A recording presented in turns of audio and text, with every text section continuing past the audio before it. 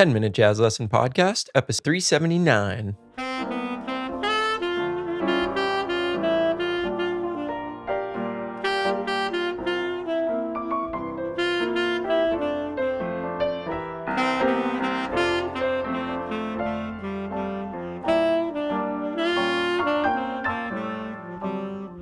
Hey everybody, welcome back to episode 379 of the 10-Minute Jazz Lesson Podcast.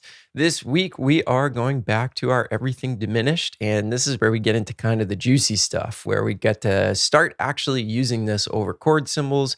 We've talked about a lot about theory, and now we're actually going to start putting that theory into action starting this week. So before we jump into the show, just wanted to remind you this is a listener-supported podcast, which means we don't have any ads or anything like that. Instead, we rely on listeners just like you that get something out of the podcast to support us and keep the show coming out. And that's basically how we stay in business.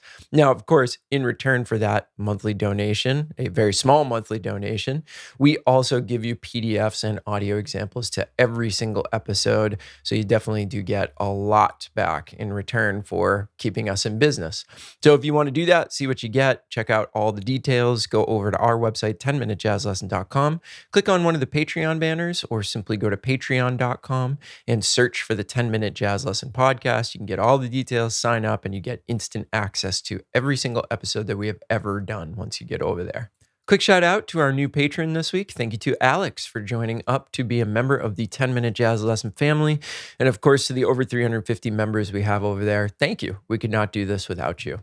All right, so let's dive into today's episode. So we've been talking a lot of theory about diminished scales, diminished arpeggios, and there's a reason for that. We need to understand how this sometimes complicated scale works, what chords to use it over, all that good stuff.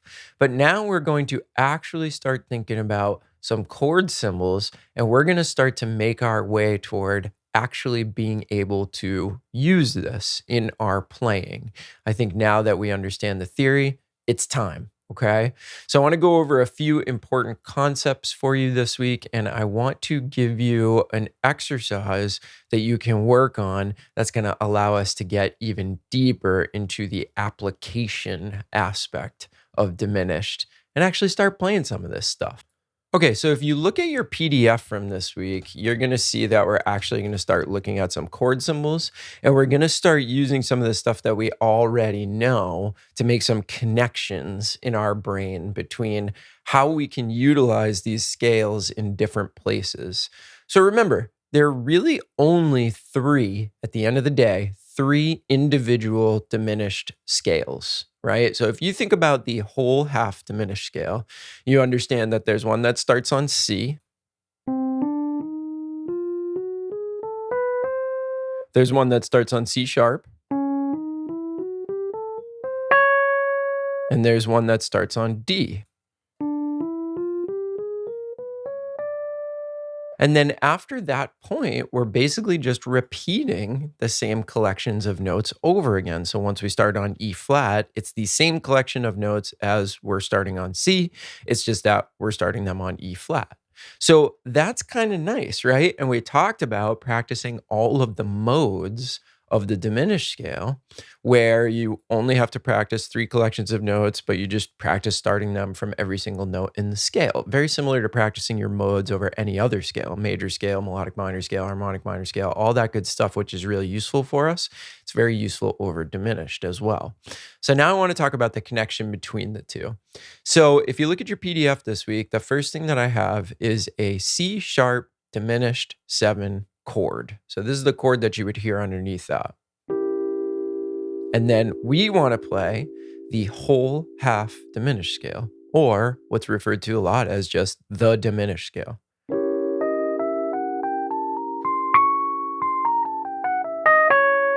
Okay. Now, let's skip a line. We're going to look down at the third line on the PDF, and you're going to notice that there's a different chord symbol, which is C7. But we have the exact same collection of notes. We're just starting them on C instead of C sharp.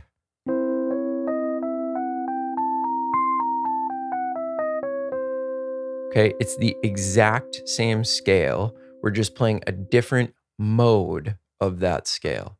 So as we start to look at actual chord symbols, which we're going to see in real life when we're soloing using the diminished sound, you can start to see a lot of this theory that we have studied starts to come into play. All right, now let's look at the second line and the fourth line of the PDF because now we're dealing with arpeggios. So remember what we talked about last week was that each diminished scale is simply made up of two diminished arpeggios stacked on top of each other, right? So in the case of C sharp diminished, it's going to be a C sharp diminished arpeggio and a D sharp diminished arpeggio. So we want to practice that as well over the bed of that chord. So here's C sharp diminished chord. And then we want to play both of those arpeggios.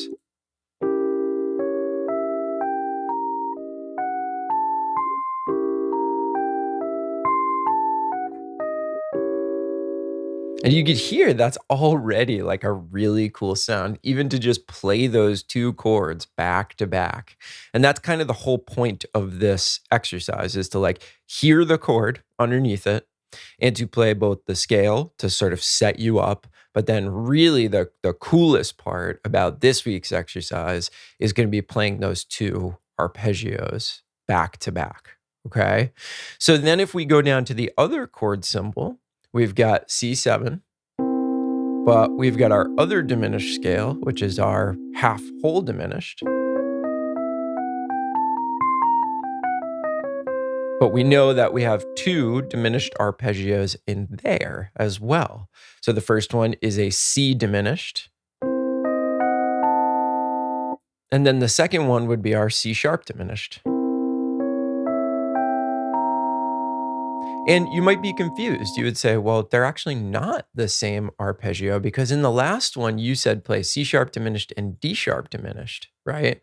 But let's think about what's the same. Well, the C sharp diminished is the same. That's there for both of them. The first one I told you to play was C diminished, but here's the thing.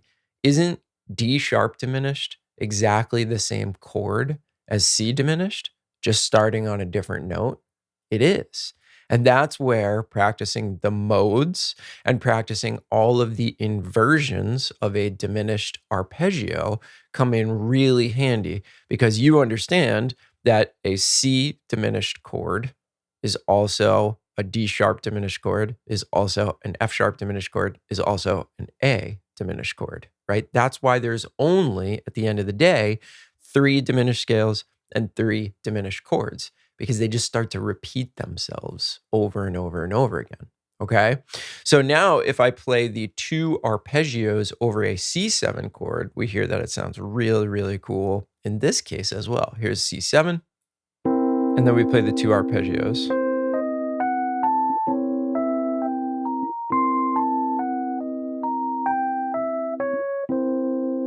And you could hear it's almost kind of our first piece of vocabulary over those 2 chords is on top of the scale, organizing the scale in an interesting way, which is those 2 arpeggios being played back to back over each other. So I'm going to play the exercise on saxophone real quick with a little chordal bed underneath, and you'll be able to hear how those notes resonate against the underlying chords, and you start to hear the scale and then those 2 arpeggios put together, which I think is a great way to start playing over diminished chords and dominant chords, both with a diminished sort of sound. Okay.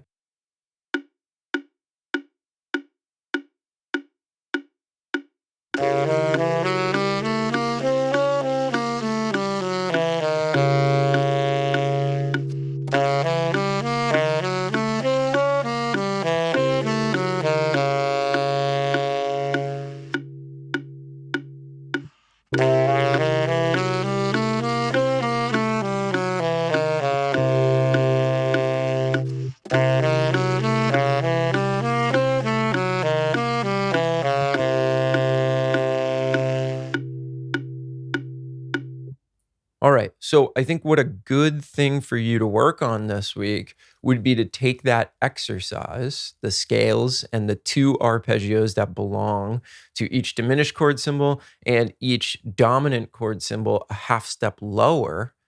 Realize that they use the same scale, just a different mode of the scale, and also realize that they use exactly the same chord.